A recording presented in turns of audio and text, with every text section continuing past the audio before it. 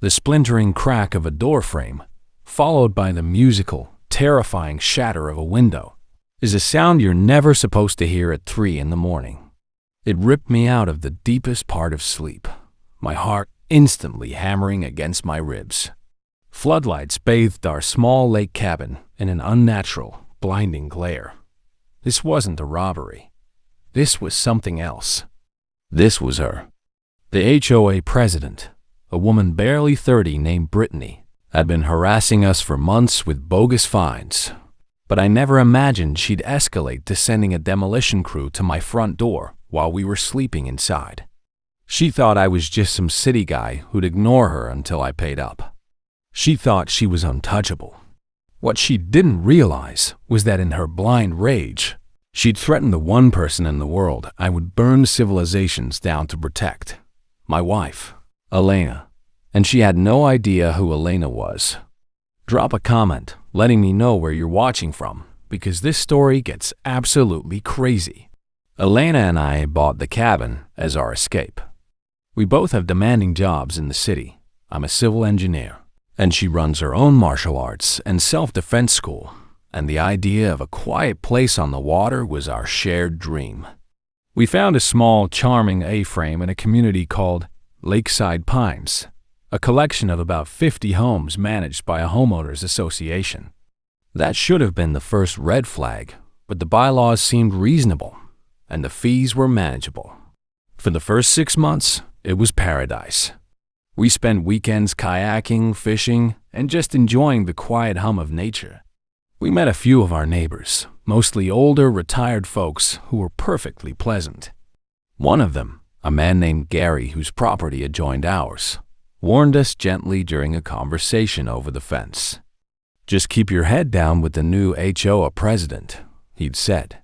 "She won the election last year because nobody else wanted the job.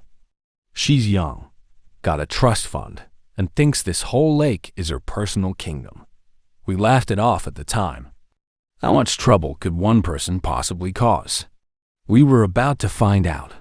The trouble started, as it so often does, with something utterly insignificant. A notice appeared taped to our door, a crisp white envelope with the Lakeside Pines HOA logo.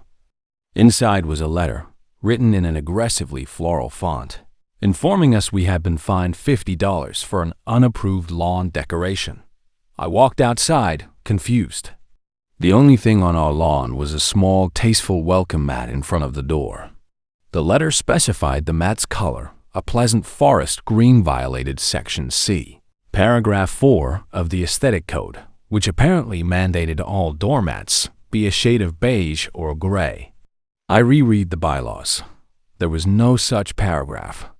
I took a picture of the mat, printed a copy of the actual Aesthetic Code, and sent a polite, registered letter to the HOA board, pointing out the error and requesting the fine be rescinded. A week later, I received another letter. The fine was now $100 for failure to comply and continued aesthetic violation. This letter was signed personally by Brittany Thorne, president. This began a truly ridiculous campaign of harassment. We were fined for the species of birds visiting our new bird feeder, with Brittany claiming they were an invasive nuisance. We were fined because the solar-powered accent lights along our walkway were, and I quote, "of a disruptive Kelvin temperature." Each time, I responded in the same way, a registered letter with photographic evidence, cross-referencing the actual bylaws, and pointing out the complete lack of any basis for the fine. I never received a direct response, only another letter a week later with the fine doubled and a new, more ludicrous violation added. She was a ghost, communicating only through these increasingly unhinged notices. Elena, who has the patience of a saint, honed by teaching children how to execute a perfect roundhouse kick, was beginning to get annoyed. "Alex," she said one evening, looking over the latest notice claiming our propane grill was a potential biohazard, "this woman is a bully. Bullies don't respond to logic. They only understand consequences." She was right, of course. I had been treating Brittany like a reasonable person operating within a flawed system. I was beginning to realize she was the flawed system, and reason had no place in her world. My approach had to change. I wasn't just dealing with a power-tripping amateur. I was dealing with a zealot, so I stopped just responding to her letters. I started building a file. The fines began to escalate in both absurdity and cost, each one a testament to Brittany's boundless imagination for petty tyranny. One week, a notice appeared declaring that the natural stone used for our small fire pit was an unapproved mineral composition, as if she were some kind of credentialed geologist. The accompanying fine was $250. I sent my standard registered letter, but this time I included a certified geological survey of our property from when we purchased it, highlighting that the stone was native to the area. The response was a doubling of the fine to $500 for failure to remove unauthorized geological structures. It was like arguing with a brick wall.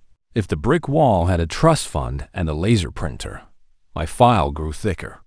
I documented everything: copies of the fines, my registered mail receipts, my detailed responses citing the specific bylaws she was ignoring, and high-resolution photos of the alleged violations.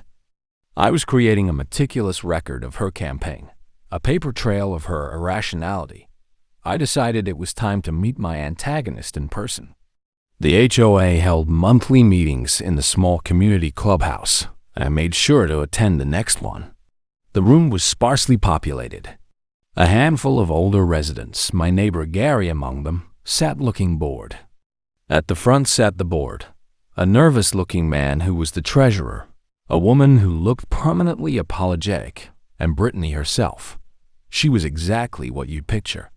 Designer athleisure wear that had never seen a gym, a perfectly curated blonde ponytail, and a face locked in a default expression of disdain. She looked at me as I walked in as if I were a cockroach at her garden party. When the floor was open for new business, I stood up, introduced myself, and calmly began to lay out the issue with the bogus fines. I didn't raise my voice. I simply stated the facts, holding up my folder.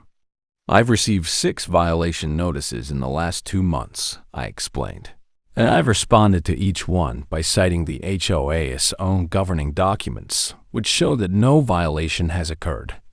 I have yet to receive a coherent response, only increased fines. Brittany didn't let me finish. She held up a hand, a gesture of pure, condescending dismissal. "Sir," she said, her voice dripping with artificial sweetness, "the board has reviewed your complaints. The violations stand. We have a certain standard to maintain here at Lakeside Pines. Perhaps if you spent less time writing letters and more time reading the rules, we wouldn't have this problem." The treasurer fidgeted with his papers, refusing to make eye contact. Gary shot me a sympathetic look. I tried to press the point, asking which specific rule the welcome mat violated. Brittany just smiled a tight, vicious smile. "It's an unapproved shade of green. It's garish. Pay the fines, Mr. Miller, or there will be consequences." That was the word she used. Consequences. It was a threat, plain and simple, delivered in a public forum. I had her. I thanked her for her time and sat down, my mind already racing. I made a point of connecting my phone to the clubhouse Wi-Fi and emailing myself a summary of her exact words with a timestamp. The file was getting heavier and much more valuable. The final notice arrived a week before the incident. It was thicker than usual. Inside was a bill totaling over $4,000 for all the accumulated, unpaid, and doubled fines. And beneath it, a separate document titled Final Notice of Remediation. It stated that since we had refused to comply with community standards, the HOA was invoking an obscure clause about abating aesthetic nuisances. It declared that if the violations, the doormat, the bird feeder, the unauthorized geological structure of our fire pit, and several other new imaginary infractions were not rectified and all fines paid in full within 7 days, the HOA would hire a contractor to remediate the property at our expense. The word that chilled me to the bone was what came next. The remediation plan included, among other things, the disassembly and removal of the unapproved front decking. My deck, a key structural part of my A-frame cabin. This wasn't a fine anymore. This was a threat of active, malicious destruction. I called a lawyer the next day, a specialist in property law. After I emailed him my file, he called me back, his voice a mixture of outrage and what sounded like professional glee. "Mr. Miller," he said, "this is one of the most flagrant cases of overreach and harassment I have ever seen. This remediation notice is illegal on about a dozen different levels. Keep documenting everything. Do not engage with her. Let's see what she does next." I have a feeling she's about to hand us the rope to hang her with. He was more right than he knew. That rope turned out to be a sledgehammer, and she was about to hand it to a couple of thugs in the dead of night. The crash of glass wasn't just a sound. It felt like a physical violation, a shockwave that pulsed through the cabin's wooden frame and into my bones. My first thought, that fleeting primal moment of disorientation, was that a bear had gotten onto the deck. But then the floodlights blazed to life, turning our peaceful, dark patch of woods into a sterile, nightmarish stage. I looked at Elena. Her eyes were wide open, but not with fear. It was an expression I knew well from watching her train her students. Pure, cold analysis. She was already out of bed, moving with a silent economy of motion that always amazed me.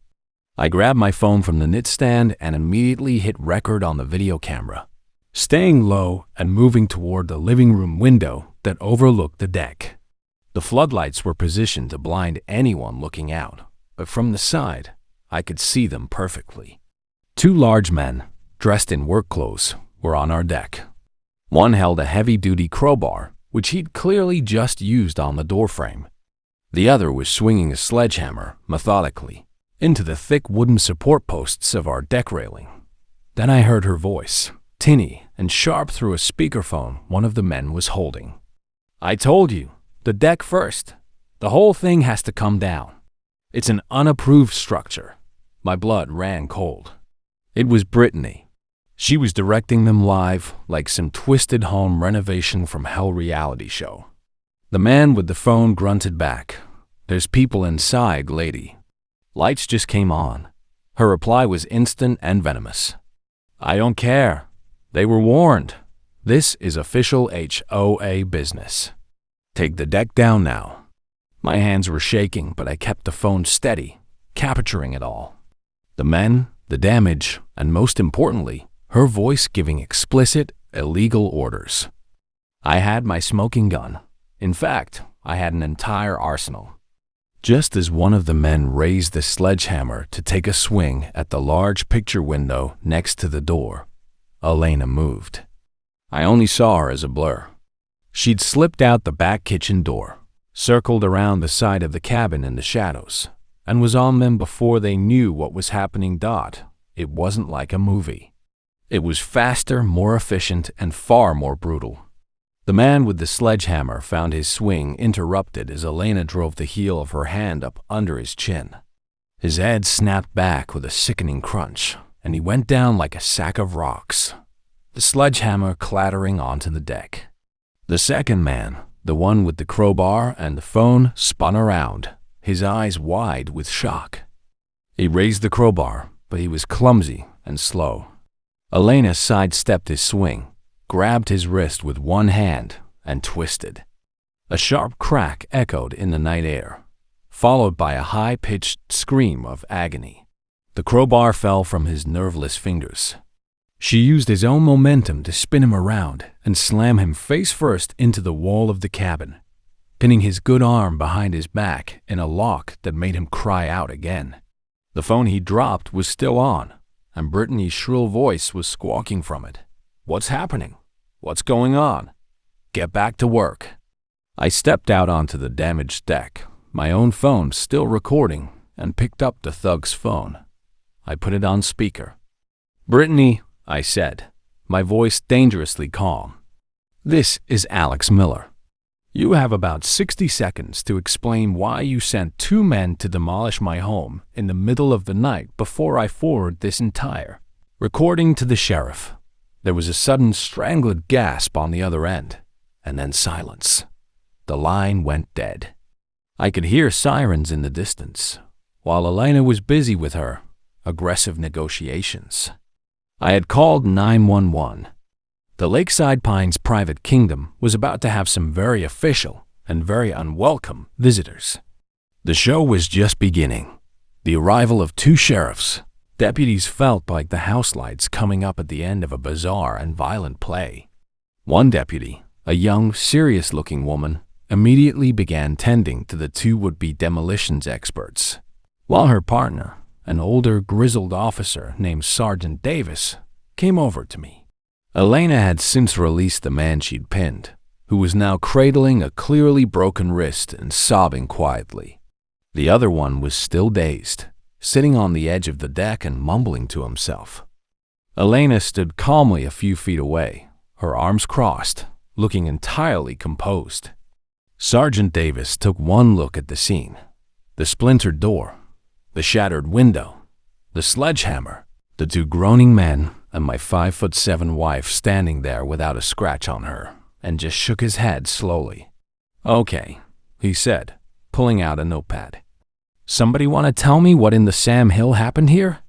I spent the next 20 minutes giving him the condensed version, starting with Brittany's vendetta and ending with the recording on my phone. I played it for him right there. His eyes widened as he heard Brittany's clear, unmistakable voice ordering the destruction of my property. He listened to the whole thing, then looked over at the 2 men, who had suddenly found their voices and were trying to claim they were legitimate contractors. Contractors? Davis grunted, walking over to them. "Let me see your business license, contractor's license, your insurance binder." The men just stared at him blankly. The one with the broken wrist whimpered that they were just paid in cash to take down a porch. Davis's face hardened. He turned back to me. "So, you're telling me your HOA president hired these 2 unlicensed, uninsured knuckleheads to come to your house at 3 in the morning with a sledgehammer, and your wife, convinced them to stop?" I nodded. "Elena is a professional. She used the minimum force necessary to neutralize a threat to our safety." Elena gave the officer a small, polite nod. He looked from her to the 2 much larger men, then back to her. A small smile played on his lips. "Minimal force, right." The 2 men were cuffed and put into the back of the patrol car. They were arrested for trespassing, vandalism, and assault with a deadly weapon after they admitted the sledgehammer was for intimidation. Before he left, Sergeant Davis handed me a card with a case number on it. "Get a copy of this full recording to the DA's office first thing in the morning," he said, his voice low. "I have a feeling they're going to be very interested in talking to your Miss Thorne. This isn't an HOA dispute anymore, Mr. Miller. This is a criminal conspiracy." The next morning, after a contractor came to board up the damage, my lyre was practically vibrating with excitement on the phone. "She did it. She actually did it," he exclaimed. "Alex, this is the silver bullet we needed. Criminal charges are one thing, but this opens up the civil case like you wouldn't believe." This was where my skills as a civil engineer came into play. I wasn't just satisfied with getting Brittany in trouble. I wanted to dismantle the entire corrupt system she had built. My lawyer filed an immediate injunction against the HOA, barring them from taking any further action against my property. Then, we filed a discovery request for the HOA's complete financial records for the past 2 years, along with all internal communications, emails, and meeting minutes. My lawyer was focused on the civil suit for damages, but I had a different target: the HOA's own bylaws and financial mismanagement. I suspected the rot went far deeper than just my welcome mat. Over the next few weeks, I spent my evenings poring over spreadsheets of HOA accounts, cross-referencing invoices with meeting minutes. What I found was staggering. Brittany wasn't just a bully. She was treating the HOA's operating fund as her personal slush fund. There were payments to a landscaping company for community beautification that exclusively serviced her own property. There were legal consultation fees paid to a firm that, with a little digging, turned out to be her father's.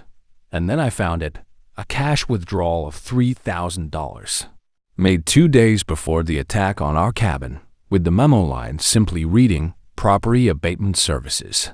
She had used our own HOA dues to pay the thugs she sent to destroy our home. I saved a copy of the bank statement to a secure drive.